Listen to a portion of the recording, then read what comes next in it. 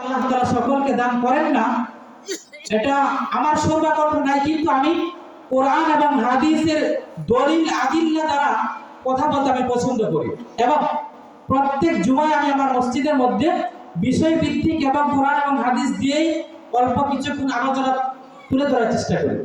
তো ওই ভিত্তিতে আপনাদের সামনে যেহেতু আমাকে কমিটিদের পক্ষ থেকে অল্প কিছুক্ষণ সময় দেওয়া হয়েছে, আলহামদুলিল্লাহ। তো এই অল্প কিছুক্ষণের ভিত্তি আমি যে আল্লাহ তাআলা যে বলেছেন ইন্না খলাকনাকুম মিন যাকারি ওয়া উনসা, যে মানুষকে সৃজন করা হয়েছে একজন পুরুষ আর একজন নারী থেকে, এই কথাটাই আপনাদের সামনে তুলে ধরার জন্য আমি এই আয়াতে কারিমাতে তেলাওয়াত করেছি। ইন্না খলাকনাকুম মিন যাকারি ওয়া উনসা ওয়া জাআলনাকুম শুউবান ওয়া ক্বাবাইলা লিতাআরাফু।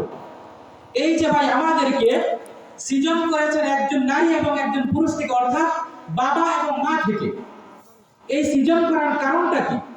আমাদেরকে দুনিয়াতে প্রেরণ করার উদ্দেশ্য এবং কারণ কি?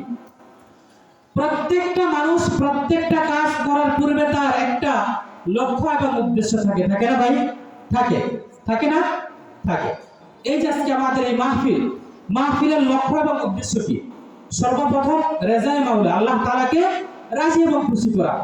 তারপরে আমাদের যে সমস্ত আনুষঙ্গিক রয়েছে, অর্থাৎ আমাদের মসজিদকে সুন্দর করা, মুসল্লিদের জায়গা সংকট, এখানে মসজিদটা আরেকটু সুন্দর হলে ভালো হয়, একটু বড় পরিসর হলে ভালো হয়, এটা হচ্ছে আমাদের লক্ষ্য এবং উদ্দেশ্য।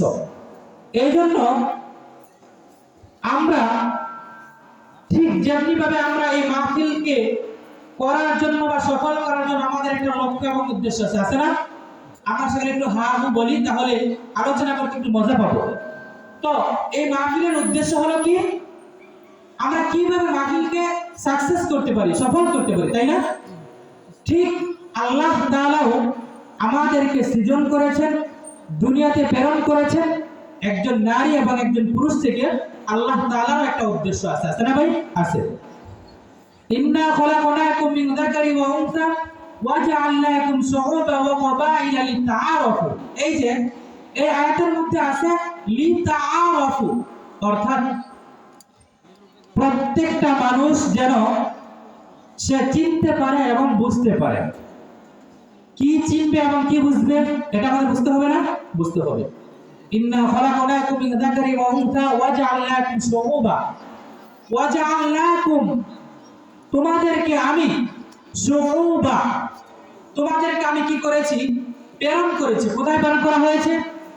বিভিন্ন দেশে, বিভিন্ন গোত্রে, বিভিন্ন মহল্লায়, বিভিন্ন এলাকায়।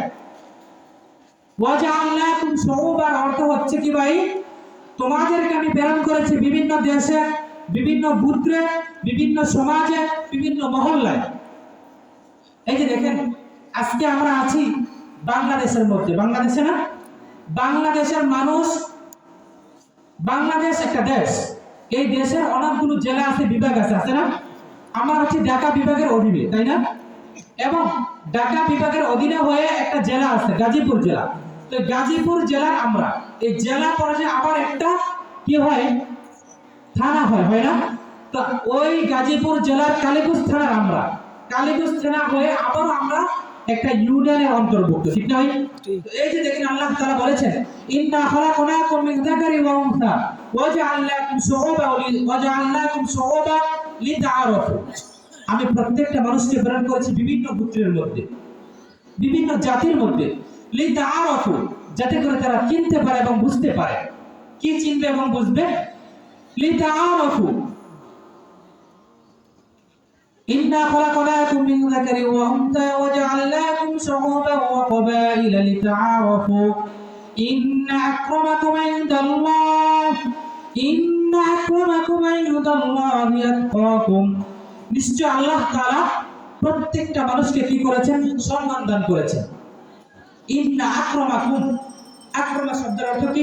সম্মানিত করা বা সম্মানিত হওয়া। ইন্না আক্রামাকুম ইনদাল্লাহ, নিশ্চয় আল্লাহ তাআলা আমাদেরকে, আমাদের মানুষকে সম্মান দান করেছেন। ওয়া আতকাকুম, যাতে করে আমরা আল্লাহ তাআলাকে, এই জিনিসটাকে বলেছিলাম চিনা এবং বুঝা, লিতাআরাফু। পরবর্তীতে এসেছে কি? আতকাকুম। আতকাকুম শব্দের অর্থ হচ্ছে কি? বিধি প্রদর্শন করা। কি করা ভাই? বিধি প্রদর্শন করা অর্থাৎ ভয় করা। কাকে আমরা ভয় করব? আত্মাকুম, আল্লাহ তাআলাকে। কাকে ভাই? আল্লাহ তাআলাকে। লিতাআরাফু, যাতে করে আমরা চিনতে পারি। আত্মাকুম, আল্লাহ তাআলাকে আমাদের ভয় করতে হবে। কেমন ভাবে আমাদের ভয় করতে হবে? ইয়া আইয়ুহাল্লাযীনা আমানু তাকুল্লাহা হাক্কা তুকাতিহি ওয়া লা তামুতুন্না ইল্লা ওয়া আনতুম মুসলিমুন। অপর এক আয়াতের মধ্যে আল্লাহ তাআলা বলেছেন, ইয়া আইয়ুহাল্লাযীনা আমানু, হে ঈমানদারগণ, হাক্কা তুকাতিহি, তোমরা আল্লাহ তাআলাকে ভয় করো।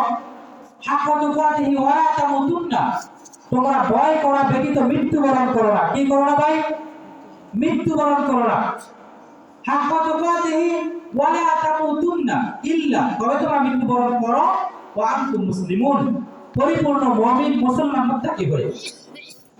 এই যে দেখেন, যেহেতু মুত্তাকির একটা বিষয় এসেছে এখানে, তাহলে এই আয়াতের আলোকে আমি একটু বলবো, আজকে আমরা কয়জন মানুষ আজকে আমরা মুত্তাকি হতে পেরেছি? এখানে আমরা যারা উপস্থিত আছি, আমরা কি সকলে কি মুত্তাকি ভাই? না, আমরা মুত্তাকি না, এমনকি আমিও না। কারণ আমি শুরুতে একটা হাদিস পাঠ করেছি বুখারী শরীফের সর্বপ্রথম যে হাদিসটা, ইন্নামাল আমালু বিন্নিয়াত, সমস্ত কাজ কিসের উপর নির্ভরশীল হয় ভাই? নিয়তের উপরে। কিসের উপরে? নিয়তের উপর। ইন্নামাল আমালু বিন্নিয়াত। তো হাদিসটা ইমাম বুখারী রাহমাতুল্লাহি আলাইহি এরকম ভাবে আলোচনা করেছেন যে ইন্নামাল আমালু বিন্নিয়াত, সকল কাজ নিয়তের উপর নির্ভরশীল হয়। ওয়া ইন্নামা লিইমরিম মা নাওয়া ফামা কানাত হিজরাতুহু ইলা দুনিয়া আও ইউসিবুহা, অর্থাৎ তোমার নিয়তটা যদি হয় দুনিয়া কামানোর জন্য, দুনিয়াকে পাবার জন্য, লিহিজরাতুহু, তাহলে তুমি যে হিজরত করেছো, তুমি যে দুনিয়া পাবার জন্য নিয়ত করেছো, ওই দুনিয়াই তোমার হাসিল হবে, পরকাল তোমার হাসিল হবে না। বুঝেছো ভাই? এই জন্য বলা হয়েছে আমরা যখনই কোনো কাজ করি না কেন, কাজের শুরুতে আমাদের নিয়তকে খাঁটি করতে হবে। কি করতে হবে ভাই? নিয়তকে খাঁটি করতে হবে, নিয়তকে সহি করতে হবে। আজকে দেখা যায়, যেহেতু এখানে আল্লাহ তাআলা বলেছেন, ইন্না খালাকনাকুম মিন যাকারি ওয়া উনসা ওয়া জাআলনাকুম শুউআban ওয়া ক্বাবাইলা লিতাআরাফু ইন্না আক্রামাকুম ইনদাল্লাহি আতকাকুম।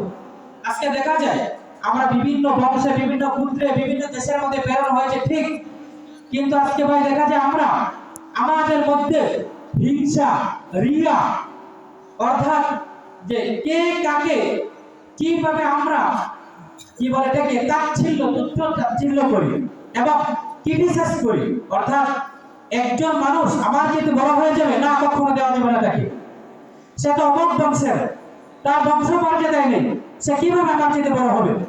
এটা হচ্ছে আজকে আমাদের ভিতরে হিংসাত্মক একটা আচরণ, হয় না? হয়। আজকে দেখা যায় আমি খান বংশের ছেলে, আমি থাকবো সবার আগে, আমার উপরে নিচে গেলে অন্য ব্যক্তি থাকবে, এরকম আলোচনা হয় না ভাই? দেখেন, পৃথিবীর মধ্যে যদি সবচেয়ে সম্ভ্রান্ত বংশ হয়ে থাকে, তাহলে ওই সম্ভ্রান্ত বংশের মানুষের নাম কি আপনারা কি জানেন? সাইয়্যিদুনা রাসূলুল্লাহ সাল্লাল্লাহু আলাইহি ওয়াসাল্লাম ছিলেন পৃথিবীর সবচেয়ে সম্ভ্রান্ত বংশের মানুষ।